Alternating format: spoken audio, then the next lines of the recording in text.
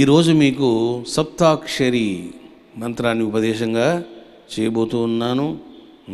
అందరూ కూడా ఒకసారి లేచి నిలబడండి.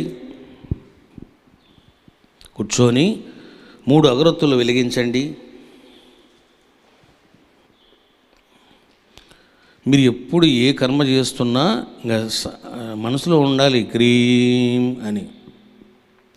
క్రీం క్రీం క్రీం అని స్మరిస్తూ 3 సార్లు మీ పూజా మందిరంలో తిప్పండి.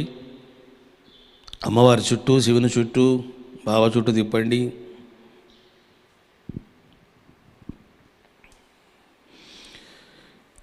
ఇప్పుడు మీకు సప్తాక్షరి మంత్రాన్ని ఉపదేశంగా చేయబోతూ ఉన్నాను.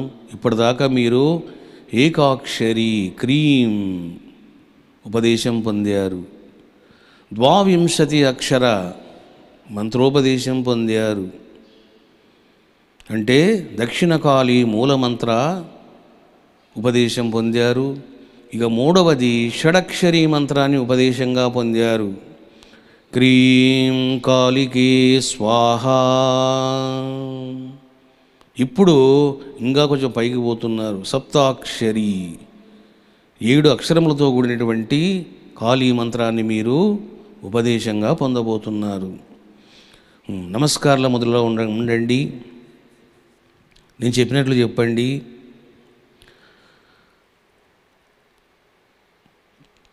Cream cream cream.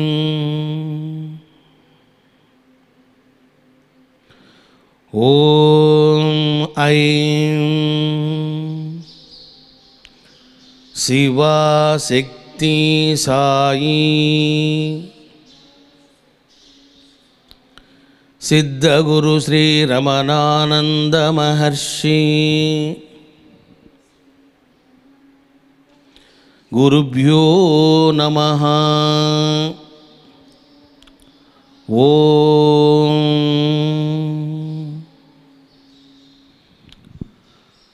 గురువులకు నమస్కారం చేశారు. ఇప్పుడు నమస్కార ముద్రలో ఉండి నా ముఖం చూస్తూ ఉండండి. మీరు ఏం మంత్రం చెప్పొద్దు, జస్ట్ లిజన్ ద మంత్ర. స్మరణ చేయొద్దు, చెవులతో వినాలి, కళ్ళతో నా ముఖాన్ని చూడాలి.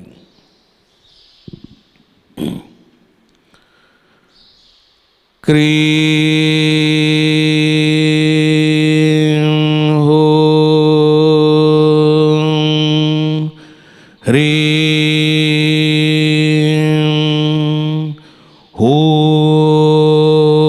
ఓం ఫట్ స్వాహా.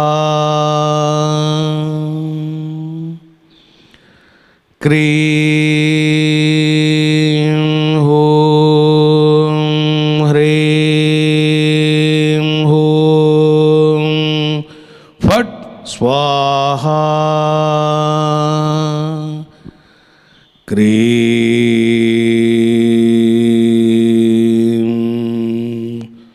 ఓం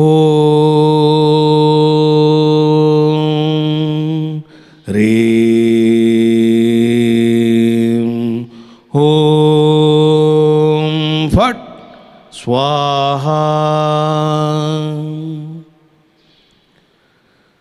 అందరికీ మంత్రోపదేశం అయింది.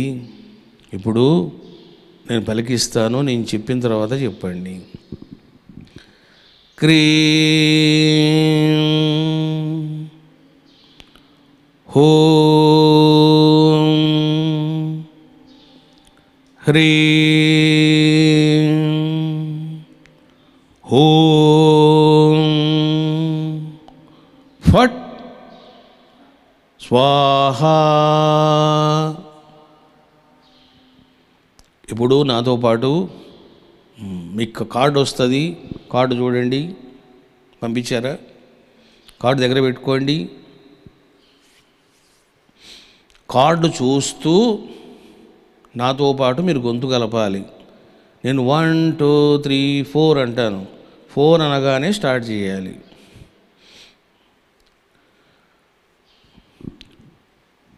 काली महादेवी सप्ताक्षरी मंत्रजपः 1 2 3 4 క్రీం ఓం హ్రీం ఓం ఫట్ స్వాహా. అందరూ మంత్రాన్ని చక్కగా పలికారు. అన్ని మంత్రాలకు మూలం ఏమిటిది అంటే 22 మంత్రమే. అందుకే అది వెరీ పవర్ఫుల్ అని చెప్పాను నేను. మూల మంత్రం అంటారు దాన్ని. మీరు ఈ 7 అక్షరాల మంత్రములో గమనిస్తే మీకు ప్రధానంగా ఉన్నటువంటి 3 బీజాక్షరాలు ఇక్కడ వచ్చేసినాయి. క్రీం హోం హ్రీం వచ్చేసాయి. అడిషనల్గా ఏమొచ్చిందంటే ఫట్ స్వాహ అని వచ్చింది. స్వాహ అంటే సమర్పితము.